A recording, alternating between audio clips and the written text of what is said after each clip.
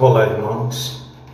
Está escrito no livro de Gênesis, capítulo 3, versículos de 1 a 15, o seguinte: Ora, a serpente era mais astuta que todas as alimárias do campo que o Senhor Deus tinha feito. E esta disse à mulher: É assim que Deus disse: Não comereis de toda a árvore do jardim? E disse a mulher à serpente: Do fruto das árvores do jardim comeremos, mas do fruto da árvore que está no meio do jardim, disse Deus: Não comereis dele, nem dele tocareis, para que não morrais. Então a serpente disse à mulher: Certamente não morrereis, porque Deus sabe que no dia que dele comerdes, se abrirão os vossos olhos e sereis como Deus, sabendo o bem e o mal. Porque Deus sabe, e vendo a mulher que aquela árvore era boa para se comer, agradável aos olhos e árvore desejável para dar entendimento, tomou do seu fruto e comeu, e deu também ao seu marido, e ele comeu com ela. Então foram abertos os olhos de ambos, e conheceram que estavam nus, e coseram folhas de figueira, e fizeram para si aventais. E ouviram então a voz do Senhor Deus, que passeava no jardim pela viração do dia. E escondeu-se Adão e sua mulher da presença do Senhor Deus entre as árvores do jardim. Então o Senhor Deus chamou a Adão e disse-lhe: Onde estás? E Adão então disse: Ouvi a tua voz, Senhor. Ouvi a tua voz soar no jardim e temei, porque estava nu e me escondi. Versículo 11.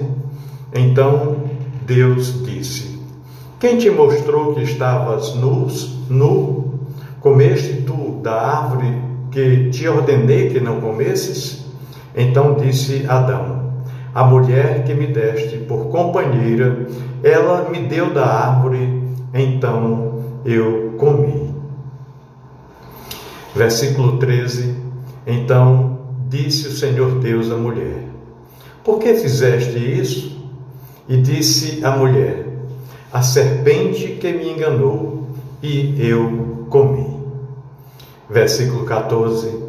Então o Senhor Deus disse à serpente: Porquanto fizeste isto, maldita serás, mais que toda besta e mais que todos os animais do campo. Sobre o teu ventre andarás, e pó comerás todos os dias da tua vida.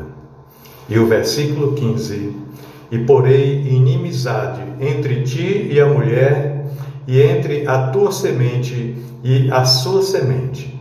Esta te ferirá a cabeça, e tu lhe ferirás o calcanhar. Esta lhe ferirás a cabeça, e tu lhe ferirás o calcanhar. Meu irmão, minha irmã, que texto interessante este de Gênesis 3, não é verdade? Trata da queda do homem, não é? O pecado original.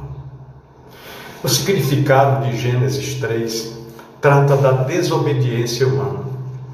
Como os seres humanos foram criados à imagem de Deus e como Deus é ilimitado, o primeiro casal humano logo mostrou que eles também queriam ser ilimitados. Eles tiveram que lembrar, no entanto, que não eram Deus. Eles eram apenas criaturas feitas à imagem de Deus. Assim como a imagem da lua na água não poderia existir independentemente da lua, assim também o homem não poderia existir independentemente de Deus. O relacionamento deles com Deus continha um elemento muito interessante de dependência ou de limitação. E, consequentemente, Deus limitou sua liberdade. Ele lhes disse para não comerem da árvore do conhecimento do bem e do mal. Poderiam comer de qualquer árvore, menos da árvore do conhecimento do bem e do mal. A raiz do pecado, Satanás, o oponente de Deus e chefe dos anjos maus, decidiu estragar aquele relacionamento tão bonito e maravilhoso entre Deus e aqueles criados à sua imagem. Sua obra maligna era tentá-los a ir além do limite que Deus havia pré-estabelecido, a serem independentes de Deus, a se colocar no lugar de Deus, a tomar as suas próprias decisões, a governar as suas próprias vidas, a serem os juízes independentes do certo e do errado. A raiz do pecado era o orgulho, ou seja, o desejo que as pessoas têm de ser seu próprio Deus. E com isso, Satanás tentou com sucesso que se rebelassem contra Deus. Esse texto mostra, assim, em certo sentido, o homem e a mulher que tinham adquirido um conhecimento do bem e do mal, mas do ponto de vista dos pecadores culpados, não do ponto de vista de um Deus santo. Que pena, não é verdade? Eles conheceram o mal fazendo isso, fazendo o que não era certo. E o resultado foi um sentimento de vergonha. Precisaram se esconder. Quanto ao enganador, Satanás, sua humilhação seria simbolizada na serpente, ou seja, alguém que iria viver se contorcendo na terra. Daí em diante, a raça humana, ou seja, os seus descendentes, conforme fala lá no versículo 15, estaria em constante conflito com Satanás. No entanto, Deus prometeu a eles vitória sobre Satanás. Uma serpente pode até ferir o homem mordendo o calcanhar, mas um homem pode matar uma serpente esmagando a sua cabeça. A humanidade havia sido atacada com sucesso por Satanás, mas através de Jesus Cristo, a humanidade finalmente haveria de conquistar, e Satanás seria derrotado, embora a conquista envolvesse sofrimento.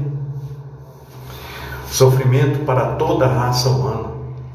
A desordem criada pelo pecado do primeiro homem, trouxe consigo sofrimento para toda a raça humana. A partir de então, as pessoas poderiam viver no mundo de Deus e reproduzir a sua própria espécie somente através do sofrimento.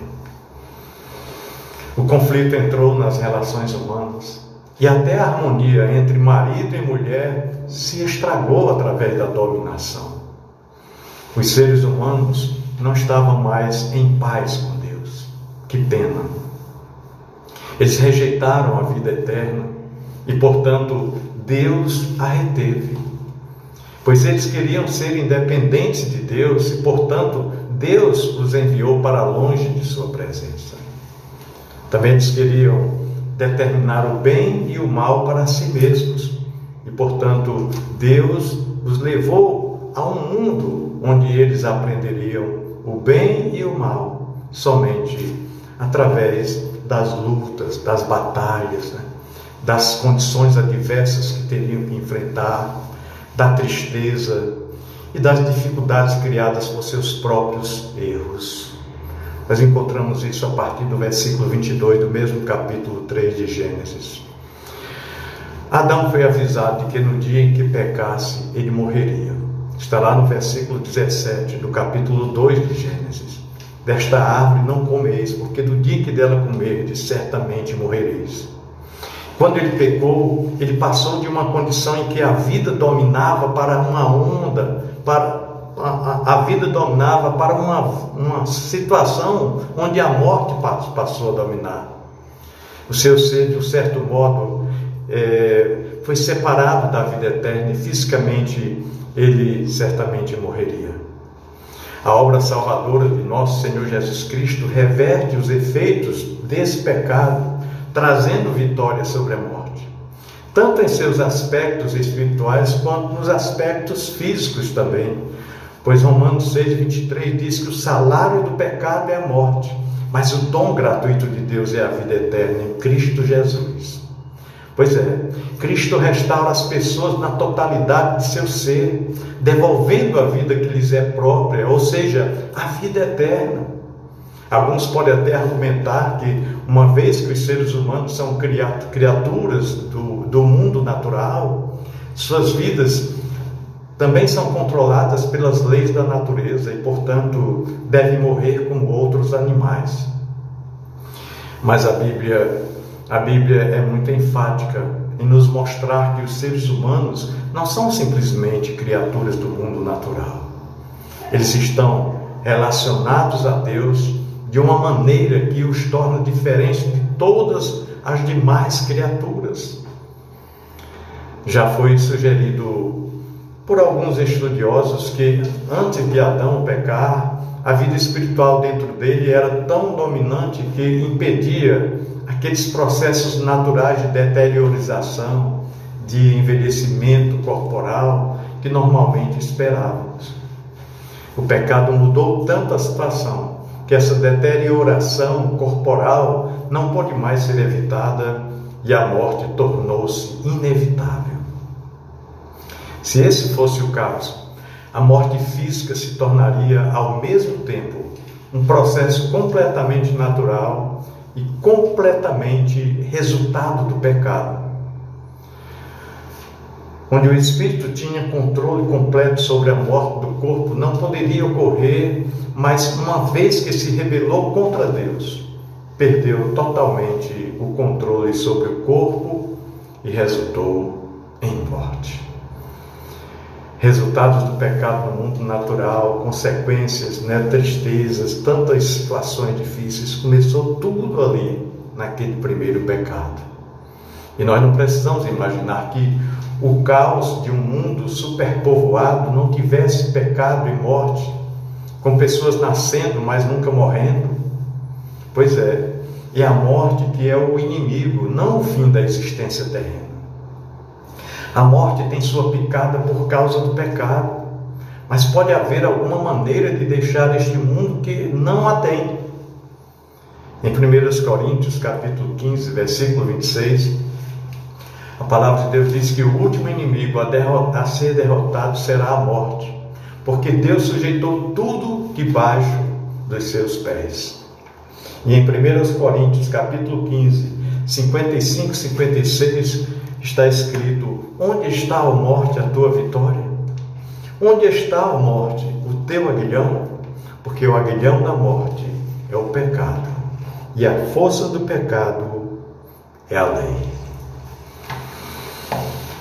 Com relação à morte de outras formas de vida antes da entrada do pecado por Adão, não precisamos tentar imaginar um mundo em que a morte nunca tivesse ocorrido. Na verdade, é a morte humana que é a consequência do pecado. Mesmo nas condições ideais do jardim do Éden, frutos, folhas, tudo isso morriam ao serem separados das árvores em que cresciam. É só ler Gênesis 2, versículos 15 e 16. As criaturas selvagens já existiam antes de Adão pecar. É só olhar em Gênesis 13:1 que diz: ora, a serpente era mais astuta que todas as alimárias do campo que o Senhor Deus havia feito. Ou seja, os animais selvagens, os tigres, os tubarões e comedores de formigas, sem dúvidas, alimentaram-se de outros animais e ajudaram então, como fazem agora, a manter o equilíbrio da natureza com a cadeia alimentar. Deus não criou o mundo como um grande paraíso, nem pretendeu que os seres humanos passassem seus dias ociosos, nada disso. Parece de fato que a maior parte do mundo estava indomada e aguardava a chegada da raça humana para entrar em toda a sua glória. Quando lemos Romanos 8, a partir do versículo 19, a gente vê os gemidos da natureza, da humanidade, Então, qual era o dever de Adão? O dever de Adão e seus descendentes era exatamente colocar a terra sob controle humano, ou seja, algo que eles alcançariam gradualmente à medida que seus números fossem aumentando e as pessoas fossem saindo do Éden para espalhando-se pelo mundo além. Mas em vez de serem o meio da bênção de Deus para a natureza, eles mesmos caíram em desordem. Porque o projeto de Deus para o homem era esse. Por isso, quando criou o homem e a mulher, disse que eles deveriam casar-se, multiplicar-se, crescer e espalhar-se pela terra. E as condições ideais do paraíso existiam apenas no jardim do Éden, onde Deus colocou o primeiro casal humano para seu treinamento e teste. Quando eles pecaram, foram expulsos desse jardim para o mundo indomado do lado de fora. Mas porque eles haviam perdido a vida espiritual que Deus lhes dera, a criação física que Deus pretendia para o desenvolvimento deles, tornou-se o meio de seu tormento. Não é interessante? Mas foi isso que aconteceu. O esforço físico e as funções corporais que deveriam ter trazido prazer, na verdade trouxeram, ao invés, trouxeram dor e sofrimento. É só ler Gênesis 13, 3, de 16 em diante. E a mulher disse: multiplicarei grandemente a tua dor e a tua concepção. Com dor darás luz a filhos. O teu desejo será para o teu marido e ele te dominará.